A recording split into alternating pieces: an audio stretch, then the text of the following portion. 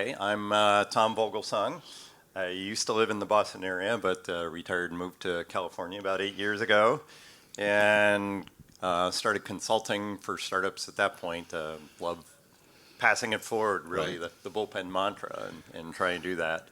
Found out, they didn't really need advice on the technology or the marketing or that. They needed money, and that's why we're all here, I think.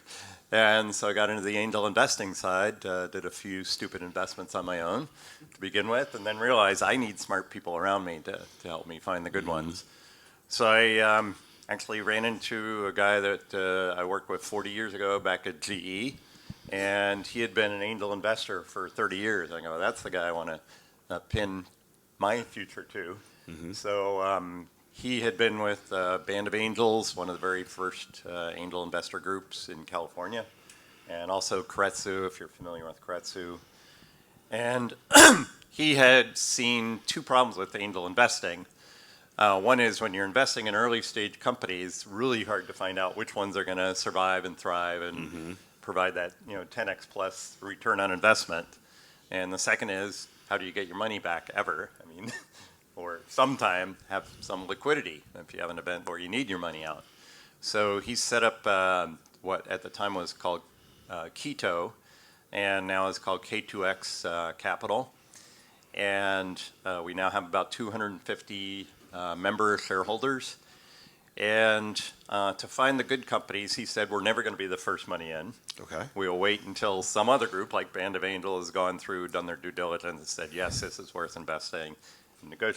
Did all the hard part of negotiating deal terms, valuations, and then we will work with them to help them on the due diligence, but let them finalize it, and then we'll jump in and fill out rounds. And we now have relations with probably 50 different angel groups across the country.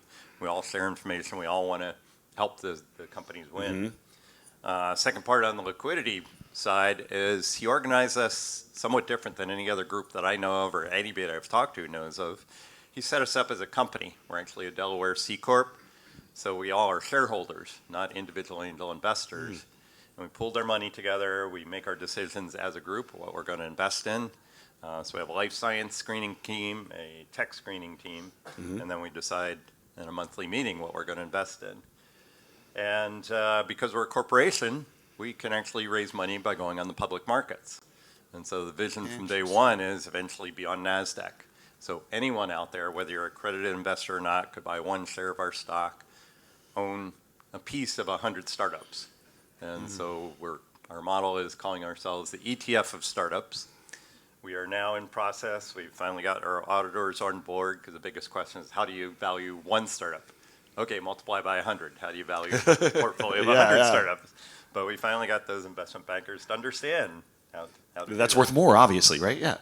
Yeah, and so we are now preparing to file with the SEC, and hopefully by the end of this year, we'll be on NASDAQ. And the other side of that is we're all small investors. We're not those big wealthy billionaires. So we've only invested small amounts of money. Typical check size for us is $50,000 to $100,000 in a seed round, and then more than half the time we have done follow-on rounds. Okay. We've proven out the model. Now we want to multiply those numbers. It may be 100 to 250 in a seed round, maybe $500,000 to $3 million in a follow-on round for those that are taking off. Double down on the bets. So that's our model. So when you're coming together as a group and evaluating companies, what are the things that you've decided collectively that you're looking for? Is it the team? Is it the technology? Because obviously it's not just your decision, it's a group. Right. How do you guys come to consensus on what you value? Because it must be fun in that room sometimes. Oh, that's always the fun part when you have more than one person. Yeah. You get into Because investors never have thoughts and opinions. So some people, you talk to investor groups and they say, oh, we only bet on the horse, and the others say, oh, we only bet on the jockey. Well, there are enough startups out there. We want a good horse with a great jockey on top. So we look for some need in the medical field, whether it's biotech or med tech, that's not being served today. Huge opportunity, got to be billion-dollar market opportunity down the road. And then a team that's hopefully done it before, or if a CEO has not done it before, that they gather people around them, advisors or co-executives that have done it before. and then they have some sort of IP or some sort of competitive moat that will block others from getting in there. We like things that have to go through FDA approval. That doesn't scare us. It's actually a barrier to competition for us. And then, the opportunity for an exit. Some strategic will want to buy this if it's successful within a reasonable time period. We don't want to wait until I'm dead in the grave before we can exit. You'd like to actually see that money come out, right? Yeah. To see that money come out sometime. Are there verticals in biotech or medtech that you're particularly drawn to as a group, or ones that you don't invest? You decided these are not for us, just so people know. Well, that's an interesting question because Thank you. Because we're very big membership, 250 shareholders. Say half of those are active that want to be part of the decision process. You have 120 opinions what we should invest in. So we have experts in pretty much any vertical you can think of. And maybe medtech is 40%, biotech is 30%, and tech, non-health tech, is 30%. So I can go out and find an expert in any of those. My personal background, the ones that are my favorites, say right now, is kind of electroceuticals. I'm an electrical engineer, so I tend more to the medical device side. We have a lot of people on the biotech side, biotherapeutics, biopharma, drug discovery side. So I see sort of the crossover now being more and more interested in electrical energy, magnetic energy, solving therapeutic issues. One I'm going to an event next week that I saw back at JP Morgan, became a fan of, is a company called NeuroEM. And they have a headset that you wear for a half-hour a day, uses electromagnetic energy, and to improve Alzheimer's. And they have actually shown, I was shocked, on 8 patients that they've followed for a couple of years, actually an increase in cognitive ability over a period. And when they're on the downslide, drugs are trying to decrease the downslide. This actually very limited data so far. Which is incredible. Where you roll the dice, you hope it comes up, double sixes, and it'll be a huge opportunity if it wins. It's high risk, high reward. Yeah, and not only are you hopefully making smart investments, but you're helping people, which is the really important part. That's the bottom line why I love the medical field, where you're helping people. So speaking of helping people, it is the bullpen. How can these people help you? Well, I first came across Christian a couple years ago and started attending some of the online events when everything was under COVID and virtual, and I thought it was a great opportunity, and it's exploded so fast. So gotten involved, and I'm happy to be a judge. We were talking about BioTools Innovator before. I've been a judge on the MedTech Innovator side of that for 6 years, and they have about 2,000 startups that apply back in December, January. They down select, and then the top 60 to 70 get selected for the summer cohort. And if you get in that, you get a tremendous amount of value from being mentored by strategics. And even when they're doing the down select, they try and assess the CEO. Are you open to advice?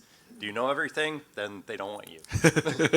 But if you can benefit from advice from strategics, advice from investors like us, and potentially find your exit partner down the road. They give you free advice for the summer, coaching on your pitch.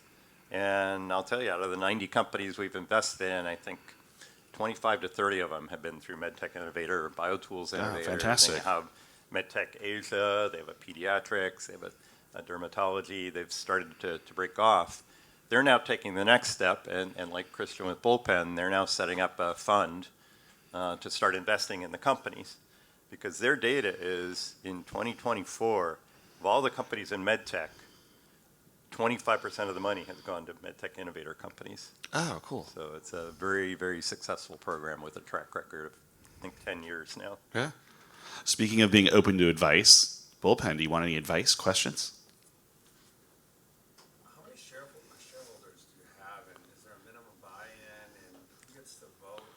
And, how many shares do you have to be in the Great question, because anybody who's an accredited investor can invest in us. Today, we are looking for more advisors. We've got more knowledgeable people around the table. So if you're one to be an advisor, minimum is $50,000 to buy in. It's not like a VC firm that you need to be, throw $1 million in. We require you then to spend a couple hours a month We have screening calls using Zoom or Teams. Those are a 1 hour call. We encourage you to be in a couple of those. And then we have a 1 hour, 1.5 hour investment decision meeting. And we're in a crossover round right now. Once we do file, then we have to close the doors on that opportunity. So we have one now with a discount off the IPO price. Interesting. So you close it, there won't be any more money. If you have an exit, does it get distributed, reabsorbed, redeployed? Yep. Plans on that? The model has been, once we've gone public, and we are required as what's called a business development corporation under the 1940 Security Act to put something towards the expenses, something towards future investment, pay out the balance in dividends to all the shareholders. Today, up till this point, we've funneled it back in to make more investments because we wanted to build it out, prove the model, build our portfolio. Boost that portfolio up, absolutely. Yeah. Yeah. Will. I have heard that analyst calls are not a lot of fun when you're public. So are there other companies that the analysts will understand that are similar to this to help them understand the pace? That's been the hard part. Very few investment groups that have gone public. One example that is not really relevant is one went public last year about this time called Destiny XYZ. And it was a VC that had like 25 in portfolio companies. And I understand the executives couldn't get along with each other. They said, how can we get out of this? So let's go public. And their stock IPO'd at $9 a share. First week it shot up to over 100. Second week it shot back down to $9 a share. And then it petered along all summer. And then on November 6th, it shot up to like $50 a share because half their holding is in SpaceX. So that's nothing like us. I mean, we're in early stage, broad portfolio. We want to be about 100 companies. We have about 90 right now. Because we don't know which ones are going to win, which ones are going to lose. But one lesson I learned is you lose 1x. If you win, you get 10x, hopefully 100x out there somewhere. One of those gems. Great. Any other last questions? Christian, yeah. No? So So- I will be around the rest of the day today. And after today, I always like people to answer this. How do you like to be approached? Is it LinkedIn? Is it email? You know, again, cocktails always my favorite being from New Orleans. I'd say, yeah, the personal connection. Talk to me while I'm here, then it's easy to follow up later. Otherwise, warm intros. If you know somebody that I know or you know Perfect. one of the members of K2X, say next is email me, Yep. tomv@k2x.capital. LinkedIn, I get 10 to 20 LinkedIn's a day, and Yep. if it's cold that I don't recognize, I'll probably ignore it. Yep. So So make that's- sure you that's say fine. why and who, and probably mention the bullpen, right? Or Yeah. come through the bullpen. I go to a lot of the bullpen events. Yeah. Thank you so Terrific. much. Thanks, James. Appreciate you. Thanks, Tom. Tom,